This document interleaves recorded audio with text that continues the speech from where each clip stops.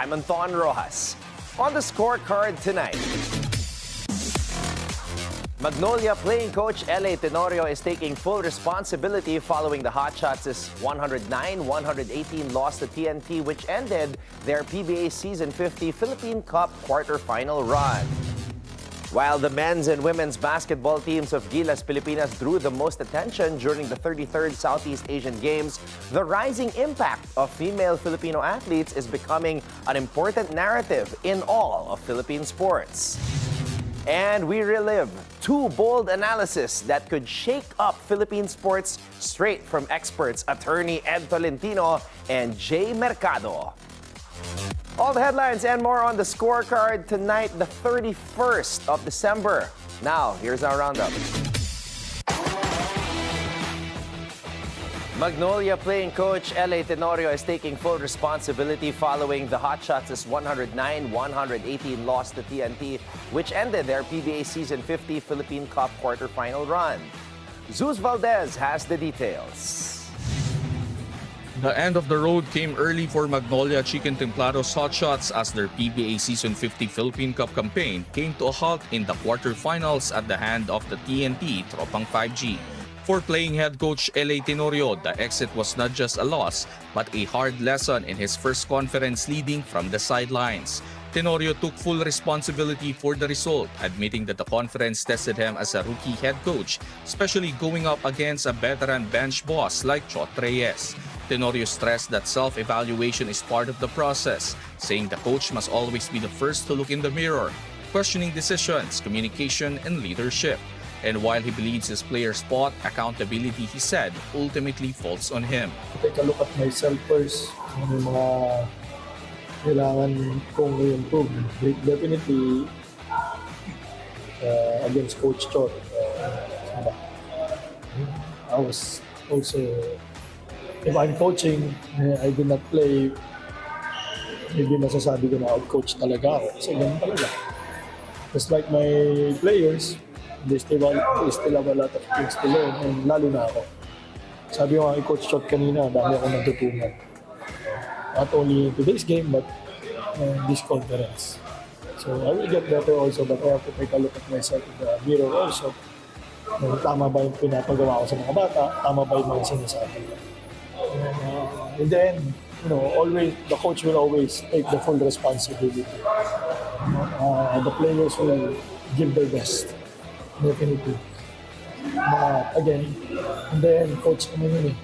Kaya nasa sa coach yan. So I take full responsibility for this conference.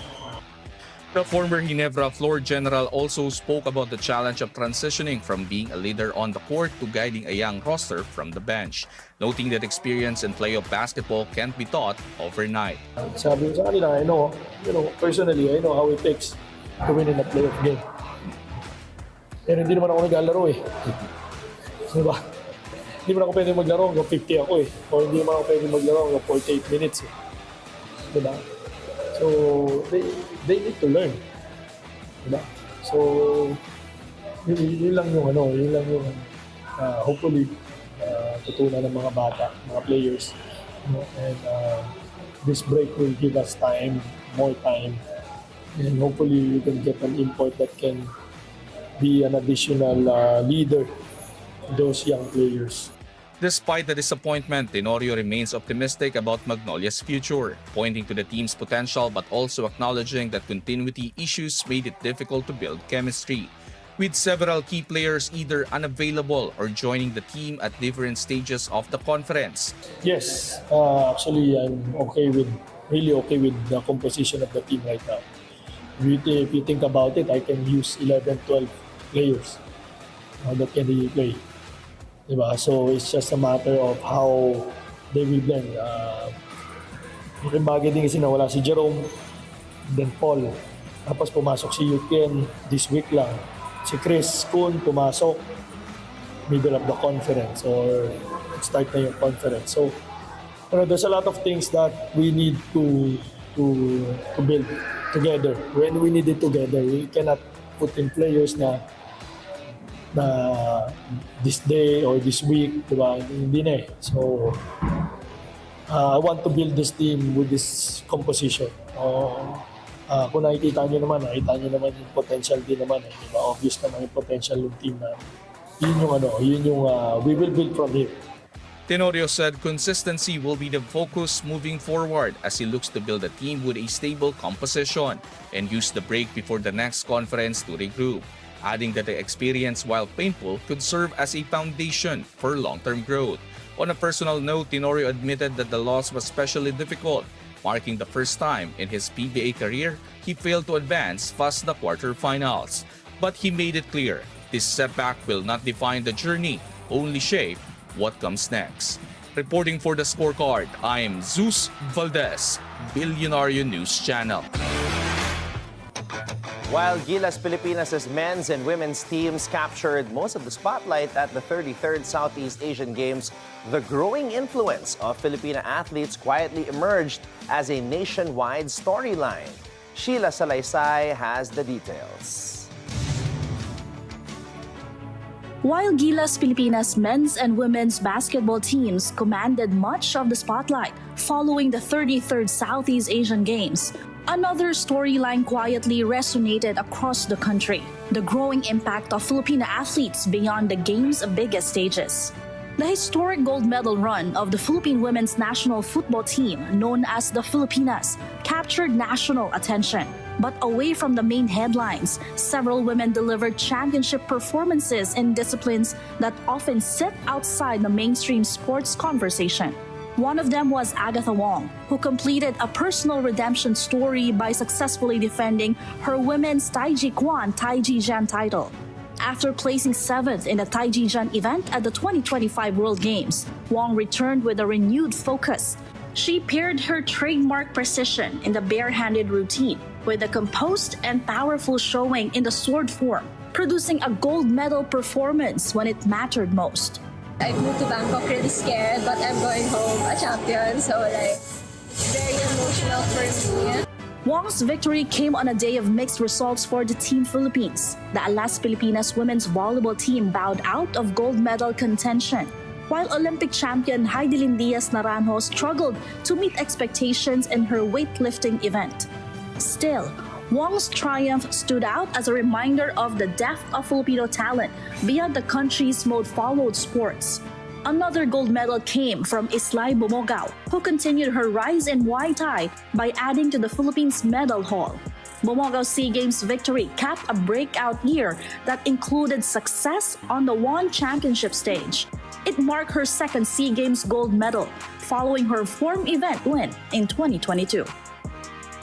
My first SEA Games was 2019. I was just 18 years old. Kaka-transition ko lang po sa senior. Batang-bata, tabs wala pa akong muscle noon. But I got the silver that time. And then sa next SEA Games ko po was in Vietnam. I wasn't able to play combat since wala pang 45 kilograms noon. So doon po ko sa artistic. And nanalo naman po ako sa artistic. Then ngayon po ulit, finally, yung 2019 ko po na silver. Parang na-redeem ko po ngayong 2025 now that I'm older, more experienced, have more muscles.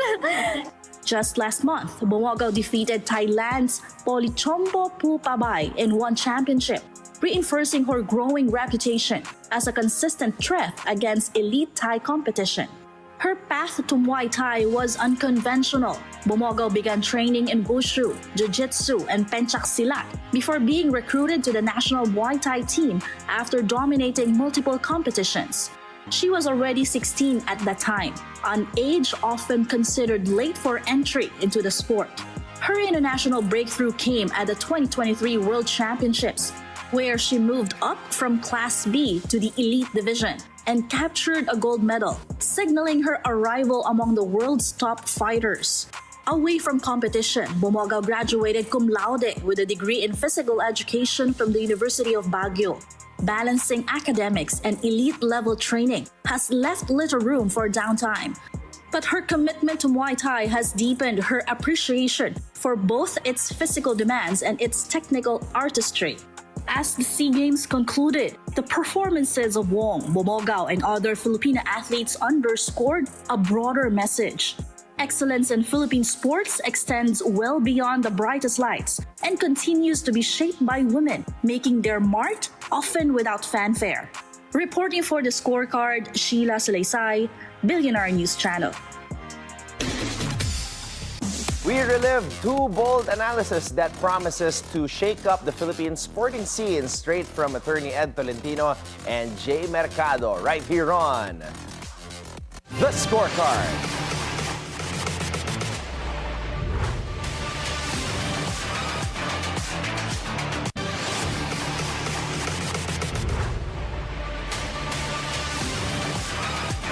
Welcome back to The Scorecard. The steady rise of Converge in the PBA continued this conference as the Fiber Xers, still seeking their first semifinals appearance since entering the league in 2022, came one win short of a PBA semifinal stint against Barangay Ginebra, reinforcing their growing status as a future title contender.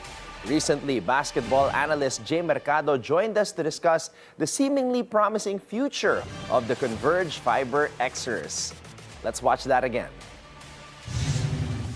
Semifinals matchup against San Miguel. Dahil ang tumalo sa kanila yung Barangay Ginebra with that shot by Stephen Holt. So, Jay, your reaction to that makapigil hiningang bakbakan sa pagitan ng Converge at Barangay Ginebra? Probably one of the best games, at least in the 21st century, ng PBA. Nip and tuck all the way. Converge actually had the edge most of the time, and we actually fought at 1 minute and 30 seconds left with Converge ahead by 6 points. We actually thought Ginebra would falter na, mawawala na. But somehow, somewhere, the never say die spirit of Ginebra continue to work for them. What do you think about this young core of Delta Pineda's Converge Fiber Xers, a very exciting team that, if they're able to keep this group for years to come, could be a force to reckon with in the PBA? It's an incredible team. It's a well-assembled team. Remember, Converge came in the PBA or joined the PBA in 2022. And doon sa entire 18-man roster nila, there's only one person left from that Alaska team that they bought. It's Kevin Racal. But the rest are all new players. And majority of them, at least the nucleus of that particular team, are aged 27, 28, 29 years old. So with the exceptions of Vic Manuel, who's a new recruit, Larry Muyang, who's 30 years old, Kevin Racal, who's 34, and another new recruit, Rafi Rivis, who's around 50 years old already. Other than that, this is a very solid and young team. They have a strong starting unit with two of the quality young big men that you can find, in Justin Arana and Justin Baltazar. And then you have a backcourt of Shawnee Winston and Juan Gomez Villano, and a forward in Slapton. Alex Slapton. So maganda yung composition ng team yan. But yet, you have to understand, Converge is a team that's not afraid to take risks and to think its roster. So ang mangyayari ngayon dyan, don't be surprised with Dave Ildefonso coming in by next conference. And we're expecting him to be very fresh and he just came off a championship in the MPBL with the Abra Weavers. We expect a lot of changes along the way as well in the forward slot. So we don't know what will happen. There are rumors that are circulating around. But for now, what we know is that David Defonso will be joining them and he'll be playing free for Converge. That is going to be crazy. Imagine a starting five of one GDL. You got Shawnee Winston, Dave Ildefonso, Baltazar, and Justin Arana. Laban yon. That is a starting five that can compete with the best of them in the PBA. Do you feel like Dave Ildefonso might be that missing piece that Converge needs to finally advance to the semifinals? That's a possibility. That's about an average age of 27, 28 years old, the starting lineup. The only team that can probably match up against them in terms of age would be Rain or Shine, which is also a very young team. But to answer your question, yes, that's a probable scenario. But more importantly, I think Converge needs a lot of seasoning pa. We saw in the Ginebra series na ang kulang ng Converge talaga yung experience. There was a time when there were the younger players like Archie Concepcion was there and another guy, when Juan Gomez Villano had to be fielded out. medyo nag-struggle defensively. So I think those are the things that have to be, kailangan ma-season pa yung mga yan. No, masanay, in 1 or 2 years probably, Converge will be a championship team, most likely. So Jay, based on what you saw in that Ginebra series, depensa, that is an area for improvement for Converge? Absolutely. No, if there's one thing na medyo weak link ng yan, it's going to be defense. No, we have to understand two things. No, Coach Delta Pineda thrives on offense. No, that's one. His assistant coach, is his consultant is Roy Cotorroman, who's also known to be an offensive coach. So somewhere along the way, there might have to be some adjustments as far as the coaching staff is concerned to be able to integrate defense into that team. There's no problem with offense. No, the starting unit can account for 80 or 90 points per game. Ang problema lang, how to limit their opponents to 75 or 80 or 85 points. I want to talk about Juan Gomez de Leano. This is a guy who really took his time before finally coming back home to play in the PBA. He played internationally. Do you think that because of what Juan Gomez de Leano did, taking this route of gaining as much experience as he could, na yun na magiging roadmap ng mga potential PBA players na kumuha muna ng experience sa labas and before coming back here to the PBA? Kasi sobrang hinog na itong si Juan. He's not a rookie. I mean, he is a rookie technically, but the way he's playing, parang star na talaga dito sa PBA. And his maturation, mabilis na maturation niya, compared to 6 years ago when he was still with UP, masyadong malaki yung developments niya. Remember, he also played in the MPBL. And he got injured somewhere along the way kasi medyo mayabang ang dating ni, so siguro nabigyan ng yung mga veterano sa MPBL ng isa o dalawa dyan. But when he played in Japan, and I'm not sure if in Korea or Taiwan, but when he played overseas, that's the time when he actually started playing more maturely. So that's a major advantage. And if following the same blueprint, you might see Ferdy Ravena, next season as well. Assuming, for example, he doesn't get to work out with to sign a contract with another Japanese team in the B League. 30 is actually the player that I had in mind because kakatapos lang ng stint niya sa Dubai and now he's still not going to the PBA based on the latest reports. He's still looking for another opportunity overseas. So mukhang itong si Dave Ildefonso talagang inaabangan ng Converge Fiber Xers. Also, Dave is coming off that MPBL championship. So he's leaving no stone unturned before finally making it to the PBA. Exactly. And you have to understand also because of that young core, anybody from those 5 players, that you mentioned earlier that will form the starting, you can be a leader. And this is where, makikita mo ngayon, Juan thrives to be a leader. He wants to be a leader. He did not make major mistakes in the overtime, the final minutes of regulation, except probably for that one foul that he committed. But otherwise, he made all his free throws. He scored a 4-point shot. He made a 3-point play. He attacked when necessary. He made the right pass along the way. Alam mo that particular team, so long as they have the personality to lead, will have a young leader in the future for them. And it's very exciting considering the fact that all of these guys were stars in their own right in the collegiate level. Juan was a star in UP. Shani Winston was a star with LaSalle. Dave Ildefonso with NU and Ateneo. Justin Baltazar with LaSalle and Justin Arana with Arellano. This is a star-studded Converge lineup. But Jay, kung meron pang isang player na nakikita mo sa PBA na maaring makatulong pa dito sa Converge, there are rumors na Alex Stockton is on his way out. So, sino ang mga posibleng pwedeng pumasok dito sa team na to, maybe in a trade for Stockton that could help this squad? There's word that Joshua Monzon is the one being peddled for Alex Stockton. We have no idea yet. We are not sure. But based on what happened in the last game with Converge, that might be a probability. But if it is Joshua Monzon, he's still a young player as well, and he fits the forward lineup, the free spot perfectly. But he's still young. Along the way, Converge might have to consider putting in a veteran presence probably in the future. Vic Manuel is a good pick because he fills in a certain need.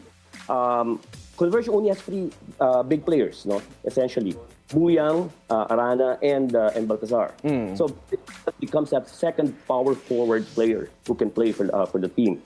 Unfortunately, Manuel does not have the personality of a leader, basically. So unless he turns things around and he leads his team, iba kayo nang hinahanap ng Converge ngayon, yung veteran presence nila. Yeah, but Joshua Munzon would be a crazy addition and Converge would be a problem to the rest of the league. Jay, thank you so much for your time and analysis as always, and Happy New Year to you. Happy New Year, and thanks for having me. Thank you very much.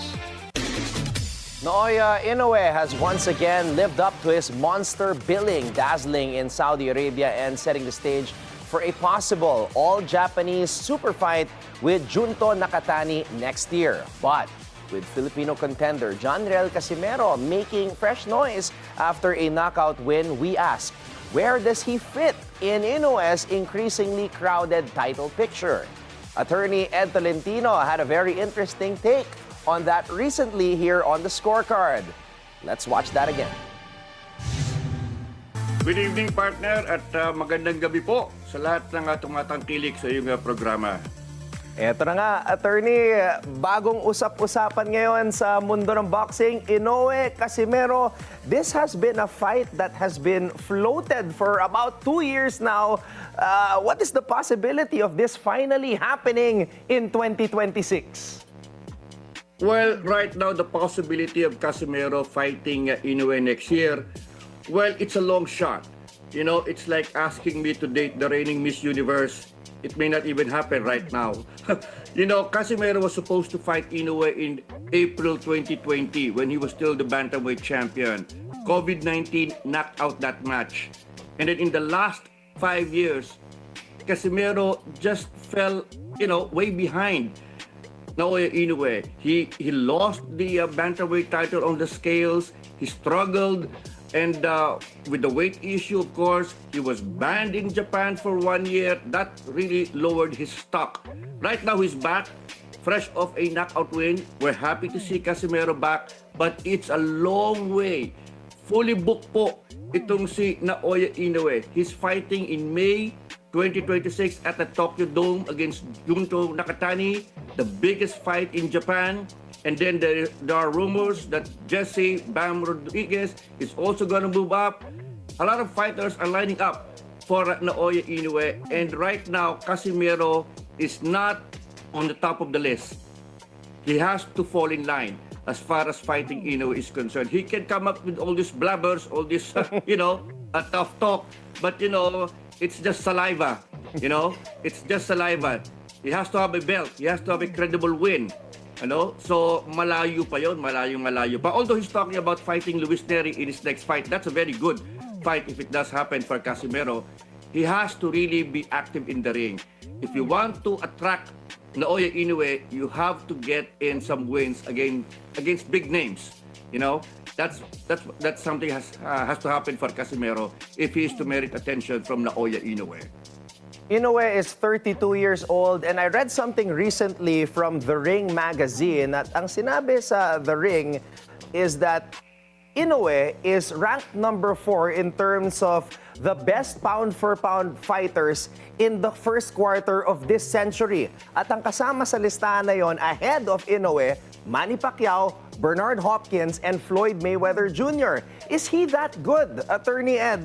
Ganun ba kagaling si Inoue that he's ranked in those 4 big names as the top 4? Medyo bloated. Medyo masyadong exag. I have to be honest. He's good. Right now, he's the most dominant fighter in the lower weight divisions. Imagine fighting 4 times within a year, something that has never happened since 1983. Very rare na kasi yung mga kampiyon na nagdidepensa ng ganung karami. Pero yung mga opposition niya, medyo questionable pa rin. May mga ilang kalaban siya na talagang medyo hindi ganun ka-impressive. And remember, he was knocked down by Luis Neri. He was knocked down by Ramon Cardenas. So may mga vulnerable points din itong si Naoya Inoue. And then he's been fighting mostly in Japan. People say he refuses to go out. Although, lumabas na siya sa Saudi Arabia. So hindi niya yung, wala pa siya doon sa talagang level in my opinion. Although he's getting there, he's dominant right now. Pero alam mo, wala pa siya nakakalaban na para bang Ali Fraser. Wala pa siya ganun ka-kontrapelo eh. We thought it was John Rell when John Rell was younger, 5 years ago. Yun ang hinahanap natin eh. What made Ali the greatest was Fraser. Meron silang kontrapelo talaga. Wala pa tayo nakikitang ganun dito kay Naoya Inoue. He's good, yes, he's dominant right now, but to mention him in the same breath, Mayweather, Pacquiao, Hopkins, I think that's another level. Attorney, meron ka bang nakikita na who could be that guy, that fighter that could create a mega fight with Inoue as part of that matchup? Well, right now, the biggest match within the realm of possibility is a fellow Japanese, Junto Nakatani. Nakatani is elongated, tall, good puncher also. So he will test itong si Naoya Inoue. And this fight is really happening. Matangkad po yung Nakatani, almost 5'9", mahaba ang reach. Kumbaga, he has the tools na tukuran itong si Inoue. And he has the power to hurt Inoue. So this will be a very highly anticipated match in May 2026 at the Tokyo Dome. Right now, many see Nakatani as the one who can give Inoue a serious run for his money. Ito within the realm of possibility itong laban na ito. Mangyayari po talaga ito. So ito muna ang tingnan natin. Because in my opinion, Nakatani is good. Although he struggled in the undercard of the fight of Inoue and Picasso, the thing is, it's going to be a great fight because this time, Inoue will be tested. Attorney, Inoue said in his last fight against Picasso na it wasn't his best performance, wasn't too happy about it. In fact, late in the fight, sinabi niya he felt fatigued. Ikaw personally, what did you see from watching that fight? Ano yung mga posibleng kahinaan or areas for improvement ni Inoue? Well, actually, napaka-impressive niya dito kay Picasso, no? Ang kalaban niya po ay Picasso ang apelyido. But it is Inoue who turned in a Picasso-like performance. A work of art yung kanyang boxing lesson na in-administer dito kay Picasso ng Mexico. You look at the hand speed. Look at the way he varies his punches. And you can see the evolution of Inoue. Medyo nagiging boxer na siya ngayon, ha? Dati, puncher lang, pasok ng pasok, masyadong kumpiyansa, nauhuli siya coming in. Pero tinan mo, ha? Punch combination, step back. Ang ganda ng kanyang depensa ngayon. So, he's evolving into a better all-around boxer. Yan ang pinakita niya dito kay Picasso. Sabi nga natin, work of art, boxing art, and look at that, Picasso's face being the canvas. Ano? Lumaban yung Picasso, pero nakita mo, ang layo ng diferensya sa palitan. Yung dami ng suntok, parang peso-dollar exchange. Ano ba yun? 1, di ba? So, nakita mo, look at the way he varies his punches. Hindi ito bara-barang suntok, ha? Ito'y calculated. Bodega, katawan, ulo, the angles. So, this is a way better. Kung sinasabi ni Inoue na hindi pa siya satisfied sa performance na ito after nearly pitching a shutout, oh my God, imagine kung ano pa ang pwede niyang ibigay sa ibabaw ng boxing ring. Although yes, he admittedly is tired. Very rare. 4 na defenses within a year. And his fight, of course, outside his comfort zone. Hindi ito Japan. So, may konting pagod talaga. But then again, that was a brilliant display. A boxing masterclass displayed by Naoya Inoue against Picasso. It's a very good performance in my opinion. Attorney Ed, as always, partner, excellent analysis. Thank you so much for the time here on the Scorecard. Always a pleasure, Anton. Happy New Year po sa inyong lahat. Happy New Year, Attorney Ed Tolentino. Mabuhay ka.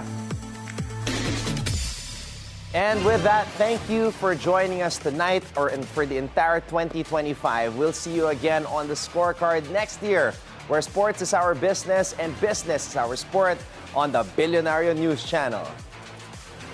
This has been Anton Roxas. Have a blessed evening, everybody. Stay safe and Happy New Year.